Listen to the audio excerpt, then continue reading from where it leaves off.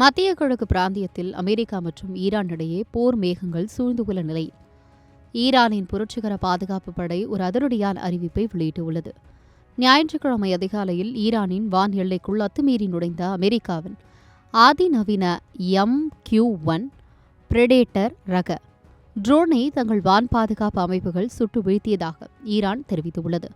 ஈரானின் கடல் எல்லைக்கு மேலே பறந்து கொண்டிருந்த இந்த ட்ரோன் நாட்டின் இறையாண்மைக்கு அச்சுறுத்தல் ஏற்படுத்தும் வகையில் செயல்பட்டதால் மேம்பட்ட நிலப்பரப்பிலிருந்து வான் நோக்கி பாயும் ஏவுகணைகள் மூலம் அது நொடியில் சிதைக்கப்பட்டதாக தகவல்கள் வெளியாகியுள்ளன. கடந்த சில நாட்களாகவே அமெரிக்காவின் உளவு மற்றும் போர் விமானங்களை குறிவைத்து ஈரான் அடுத்தடுத்து தாக்குதலை நடத்தி வருவது உலக நாடுகளை பெரும் அதிர்ச்சியில் ஆழ்த்தியுள்ளது. கடந்த மே 26 இதேபோல அமெரிக்காவின் MQ-9 ரீப்பர் ரக ட்ரோனை சுட்டு வீழ்த்தியதாக ஈரான் கூறியிருந்தது. அது மட்டுமல்லாமல் கடந்த வாரம் RQ-4 ரக ட்ரோனை சுட்டு வீழ்த்தியதோடு ஈரானின் வான் எல்லைக்குள் நுழைய முயன்ற அமெரிக்காவின் அதிநவீன F-35 போர் விமானத்தையும் ஏவுகணைகள் மூலம் தாக்கியதாக தகவல்கள் வெளியாகியுள்ளன. இந்த தொடர் மோதல்கள் அமெரிக்கா மற்றும் ஈரான் இடையிலான பகையை இப்போது உச்சத்திற்கு கொண்டு சென்றுள்ளன. காலை 9 மணியிலிருந்து இரவு 12 மணி வரை மே 31 ஒரு நாள் மட்டும். இப்போது சுட்டு வீழ்த்தப்பட்டதாக சொல்லப்படும் MQ-1 பிரெடேட்டர் ட்ரோன் என்பது அமெரிக்க ராணுவத்தின் மிக முக்கியமான உளவு ஆயுதங்களில் ஒன்றாகும்.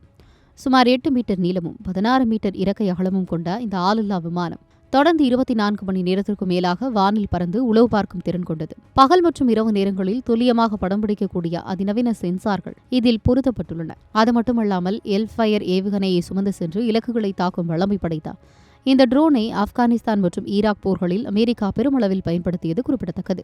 இந்த சம்பவத்தை தொடர்ந்து ஈரானின் வான் பாதுகாப்பு படை ஒரு கடுமையான எச்சரிக்கையை விடுத்துள்ளது. ஈரானின் வான் எல்லை முழுமையாக தங்கள் கட்டுப்பாட்டில் இருப்பதாகவும் இனிவரும் காலங்களில் எந்த ஒரு அத்துமீறல் நடந்தாலும் அதற்கு மிக கடுமையான மற்றும் தீர்க்கமான பதிலடி கொடுக்கப்படும் என்றும் அவர்கள் எச்சரித்துள்ளனர்.